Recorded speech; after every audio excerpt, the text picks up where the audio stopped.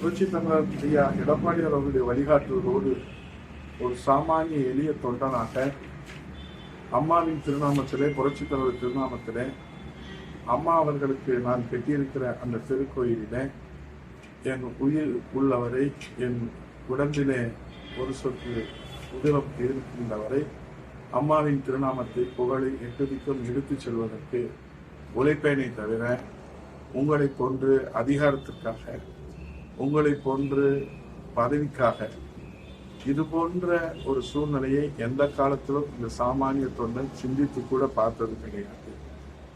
ஆகவே பதவிக்காக, அதிகாரத்திற்காக கட்சிக்கும் தலைமைக்கும் என்றைக்கும் மாற்று சிந்தனையோ எதிர் சிந்தனையோ கொண்டவன் இல்லை இந்த உதயகுமார் என்பது கழக தொண்டர்களும் தமிழ்நாட்டு மக்களும் நன்றாக அறிவார்கள். இளைஞர் பாசறை, இளம்பெண்கள் பாசறையுடைய செயலாளராக அன்றைக்கு அம்மா அவர்கள் இருந்தபோது, டாக்டர் வெங்கடேஷ் அவர்கள் சோபாவிலே அமர்ந்திருந்த போது இந்த உதயகுமார் எந்த இடத்திலே அமர்ந்திருந்தார் என்று சொன்னால் அரசியல் நாகரிகமாக இருக்காது என்று நீங்கள் சொல்லியிருக்கிறீர்கள். தயவு செய்து அதை சொல்லுங்கள். உங்கள் காலிலே விழுந்து வணங்கி கேட்கிறேன். நான் எந்த நிலையிலே அமர்ந்திருந்தேன் என்பதை நீங்கள் சொல்லுங்கள். நீங்கள் உட்கார்ந்திருந்த இடத்திலே தான் நானும் உட்கார்ந்திருந்தேன். இன்றைக்கு சம்பந்தப்பட்டவர்கள் இருக்கிறார்கள். ஆகவே தயவு செய்து அதை நீங்கள் நாகரிகம் கருதி சொல்லாமல் இருக்க வேண்டாம், சொல்லுங்கள். அது என்ன உண்மை என்று உலகத்துக்கு தெரியட்டும். ஏதோ ஒரு மூடு மந்திரம் போல நீங்கள் வைத்திருப்பதனாலே என் மீது ஒரு தவறான அபிப்பிராயத்தை, என் கழக பணி மீது, நான் கழகத்தின் மீதும் தலைமை மீதும் கொண்டிருக்கிற விசுவாசத்தின் மீதும் நீங்கள் களங்கம் கற்பிக்க முயற்சிப்பதை என்னால் தாங்கிக் கொள்ள முடியவில்லை.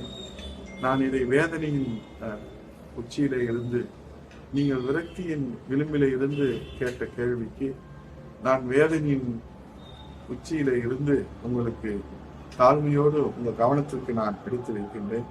உங்கள் மனசாட்சியோடு பற்றி சொல்லுங்கள். இந்த உதயகுமார் உங்களிடத்திலே ஏதாவது நிலையிலே நான் பதவிக்காகவோ, பட்டத்திற்காகவோ, அதிகாரத்திற்காகவோ அல்லது செயல் நடவடிக்கைகளுக்காகவோ நான் நின்றதில்லை.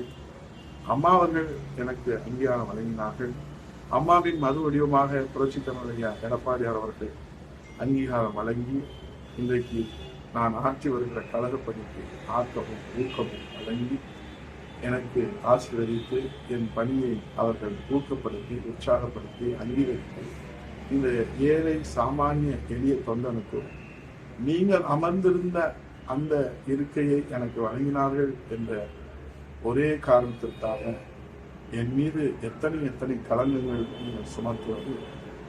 ஜனநாயகத்தின் அடிப்படையிலே தான் புரட்சி தமிழர் ஐயா எடப்பாடியார் அவர்கள் இந்த சாமானிய தொண்டன், எளிய தொண்டன், கட்சியிலே கொடிகட்டுகிற தொண்டன் யாரு வேண்டுமானாலும் முதல் வரிசையிலே கழக பணியை, மக்கள் பணி ஆற்ற முடியும் என்கிற அந்த ஜனநாயக மாண்பிலே தான் எனக்கு அந்த வாய்ப்பை வழங்கினார்கள்.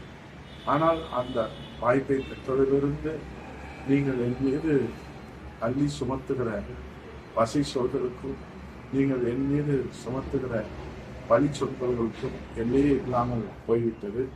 இறுதியாக எச்சரிக்கையும் நீங்கள் விடுத்திருக்கின்றீர்கள்.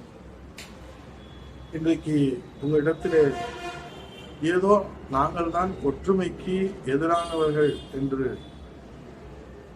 பிரச்சனையை திசை திருப்புகிற வகையிலே நீங்கள் பேசி வருவது ஆண்டவனுக்கே பொறுக்காது.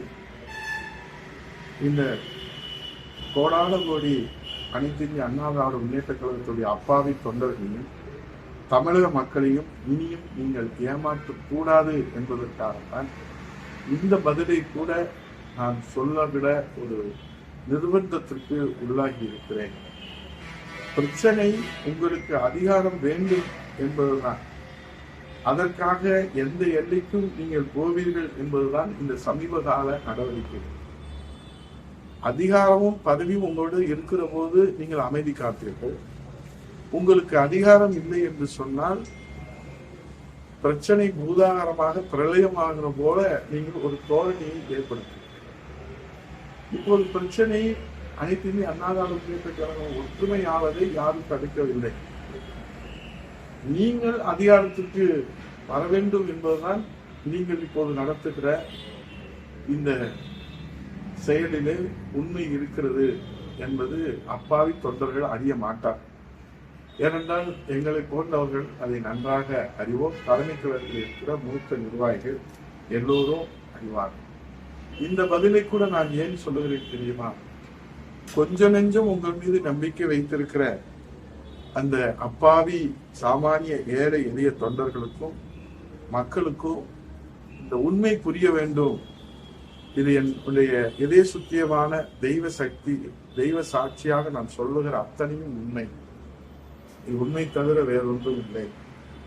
ஆகவே கட்சி ஒற்றுமையாக இருப்பதற்கு யாருமே தடையாக இல்லை. அதை இந்த தொண்டர்கள் நன்கு அறிவார்கள், தமிழ்நாட்டு மக்கள் நன்கு அறிவார்கள்.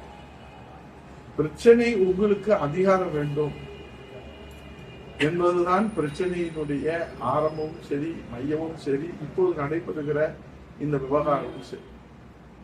எத்தனை முறை சமாதான பேச்சுவார்த்தைகள் தலைமையினுடைய நேரடியாக நடைபெற்றது என்பது நீங்கள் உங்களுக்கு நேரம் கிடைத்தால் ஒரு நிமிடம் தெய்வத்தை சாட்சியாக வைத்து உங்க மனசாட்சியிடம் கேட்டுப்பாங்க.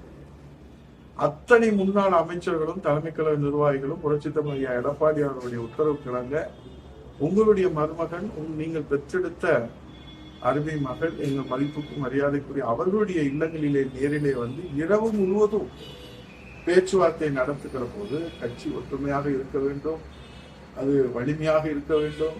இது அம்மாவுடைய கனவு. அம்மா உழைத்து உயிரை கொடுத்து உருவாக்கிய இந்த இயக்கம், கோடான கோடி தொண்டர்கள் உதரத்தை சிந்தி வளர்த்த இந்த இயக்கம்.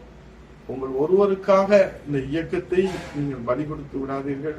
உங்கள் ஒருவருக்காக, உங்கள் ஒருவரின் அதிகாரத்திற்காக இந்த இயக்கத்தை நீங்கள் சிதைத்து விடாதீர்கள் என்று எத்தனை முறை எத்தனை மூத்த தலைமை கழக நிர்வாகிகள், முன்னாள் அமைச்சர்கள் அத்தனை பேர்களும் இது ஆண்டவன் சாட்சியாக சத்தியம். இதுவே பொய் இருக்குமானால் அவரை மறுத்து சொல்லுங்கள். நான் இன்னும் ஆர்வத்தோடு சொல்லுகிறேன். ஆகவே கட்சி ஒற்றுமையாக இருக்க வேண்டும் என்றுதான் கட்சி அம்மாவினுடைய புகழை, புரட்சி தலைவர் மன்னாதி மன்னன் பாரத ரத்னாவுடைய புகழை புரட்சி தலைவர் எடப்பாடி தலைமையிலே இன்றைக்கு 100 ஆண்டுகளுக்கு மேலே இது வலிமையோடு கொண்டு செல்ல வேண்டும் என்பதில் எந்த விதமான தயக்கம் யாருக்கும் இல்லை. அதை மாற்று சிந்தனையும் யாருக்கும் இல்லை. ஆகவே ஒற்றுமைக்காக ஏதோ தடையாக இருப்பதை போன்ற ஒரு தோற்றத்தை நீங்கள் ஏற்படுத்தி இனியும் அப்பாவி தொண்டர்களை நீங்கள் ஏமாற்ற வேண்டாம்.